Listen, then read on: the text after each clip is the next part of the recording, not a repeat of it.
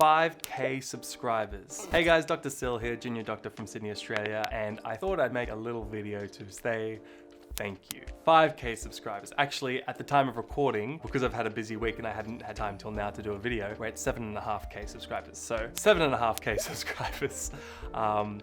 Thank you. It is outstanding. It is amazing to see this kind of growth. I think it is just a fluke, and that's the YouTube algorithm for you. I thought I'd take this opportunity to make a little video and be a bit more personal and talk about some things that you guys have asked. I've gotten some emails, I've got some Instagram messages, and I've gotten some comments on a YouTube post. And so we can talk a little bit about some things if you guys want to know a little bit more about me. I'm very open to sharing. I think that's important in our kind of electronic relationship going forward. So I love Q&A kind of videos. All right, let's get into our first set of questions. Looking at all the different questions, it looks like there's kind of three rough categories. There's the personal questions, the medicine questions, and the mental health kind of questions. So let's go and start with personal questions. All right, question number one from Squirrely Me. The question is, what is my favorite medical drama? Something interesting has happened to me this year since working as an intern. I used to love medical dramas as a medical student. I watched House. I started to get into Grey's Anatomy, and I really liked Scrubs. I thought that was really funny. But since actually starting working, I've really stopped watching them. I've enjoyed them much less. And now my housemates and my girlfriend, they watch Grey's Anatomy, and I can't stand it. Like, oh, it's so frustrating when like a consultant, first of all, interns and consultants should really stop sleeping with each other as a professionalism thing. And then when they put stethoscopes in back to front, because there is a right way to put stethoscopes in your ear. I'll just show you. So this is a stethoscope, okay? And you can see that there's an angle in the earpieces, right? They angle a certain way. And I don't know why, but in Grey's Anatomy, they're always putting it in this way. Do you see how it angles backwards? But the ear canal like goes anteriorly. So actually it's meant to be on this way, okay? And that just really frustrates me every time I see it because it happens in every second scene. I don't know, it's just kind of like when you work in the situation that is dramatized in a medical drama, it makes it more frustrating to watch. But it's also kind of fun to judge them and say, oh, that's not what I would do or whatever.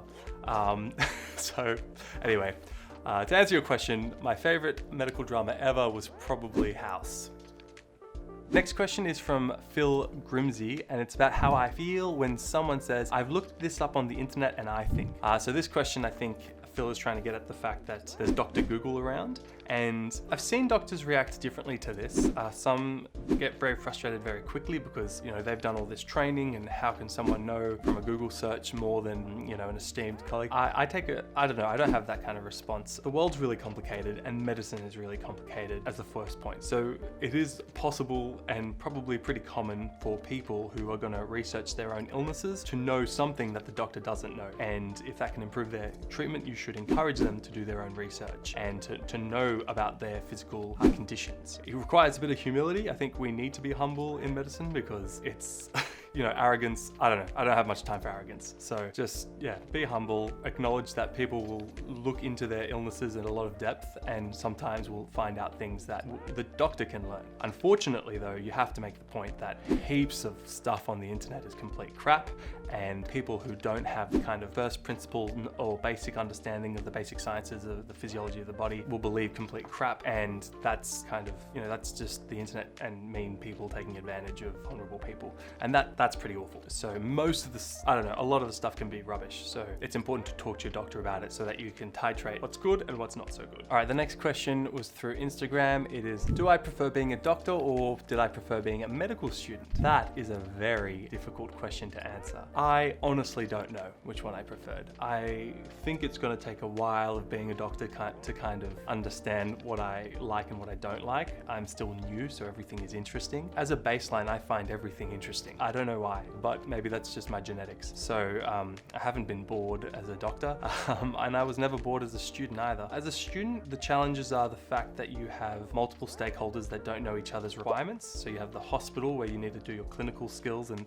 the doctors don't really know what your study requirements are because that's your other stakeholder, the university, and you have to do all your assignments and exams, and they don't talk to each other, so they kind of have their own expectations of your time, and that can be a really difficult thing to manage. But your days are your own and your attention is your own. And this is an interesting thing I've never heard anyone talk about, but I've just kind of realized this year. When you're a student, you choose what you pay attention to. So if I wanted to spend a day studying, I choose what I want to study. As a doctor, all day your attention is getting grabbed by other people. The most common thing I hear is, sorry, I know you're busy, but, oh, I know you're busy, but can I, oh, just before you do that, could I? And so your attention, without your kind of will, is getting pulled away from you all day. So that can be a bit frustrating. I really like getting into the zone of work, deep work, when you get in the zone, you got your deep house going, you're studying, you spend 4 hours in a session, you just learn all this stuff, it's great. But as a doctor, it's constant multitasking, constant attention change, and that can be really difficult to navigate. But as a doctor working, you develop a different relationship with the team. As a student, you are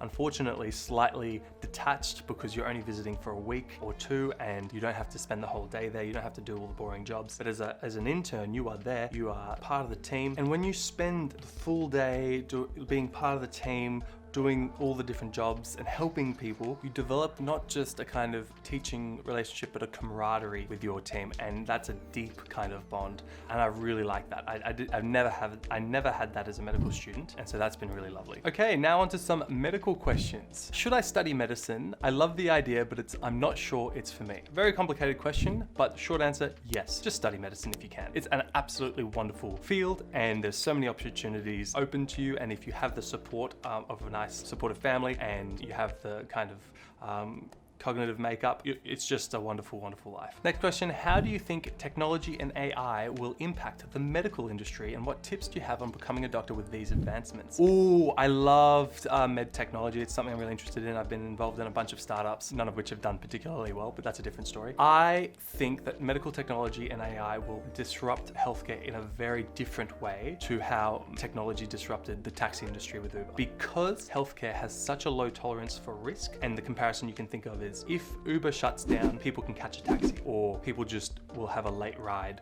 or whatever. No one dies when Uber breaks. But if a hospital fails, it can kill people. And so they're very different. They have very different tolerance for risk for using new technology that hasn't been established and that kind of thing. I still use a pager in the hospital, okay? So comms technology is it's still really historic in hospital. But I do think there's going to be some significant disruption coming with AI and the pattern recognition technologies, and that's already happening with the diagnosis of different illnesses. The thing is, diagnosing illnesses isn't all that a doctor does. Deciding on management principles is very important in a doctor's job, and I don't know, I feel like AI will still have a while to go before it replaces the kind of management of illness. All right, we're running out of time, so let's go to Peggy's question. This is the mental health questions. Please talk about my childhood and my relationship with my mother. You know what? I think it's kind of fair enough. If I'm going to put out a bloody mental health YouTuber channel, I should be able to talk about my mental health, right? I have a very loving, caring, and emotionally engaged mother. I love her very much and very grateful for the support that she's given. My father equally is an absolutely wonderful human, very caring and supportive in all my life's endeavors. I would describe my parents more as gardeners than carpenters. So carpenter parents are the ones that really try and structure the child's life such that they complete, they're carpenters, everything's well measured, and they have like very strict goals and that kind of stuff. My parents are more like gardeners. So gardeners, if the bush gets a little bit too bushy, then they'll hack it back a bit. So when I got a little bit too cheeky, they disciplined me, but not too bad, not too much. I was a very crappy kid, by the way. I was very tantrum prone, and I was the youngest child, so I think that probably explains a lot. But hopefully now I've kind of normalized and I've developed a pretty balanced personality. All right, final question is a mental health one. What are the top 5 things that I look for during an initial mental health assessment? So just to remind you all, I'm a junior doctor, I'm an intern, all right? I'm not a psychiatry consultant. That's, half a decade away at least. So my assessment is not as good as that of a psychiatrist. But personally, as a junior doctor, if I'm doing a mental health assessment, I've got a couple of goals. The first is to do a risk assessment. I really want to know if someone in front of me is carrying high risks. Risks of self-harm, risks of harming others, risks of maladventure, because if someone's in a psychotic state, they might not want to hurt themselves, but I've just seen someone the other day who accidentally, because of he was quite agitated, he accidentally hurt himself very seriously during my trauma term, right? So doing all these different risk assessments, risks of absconding, of running away, and risk to reputation as well. So doing things that aren't consistent with their normal stable state identity. So doing a thorough risk assessment is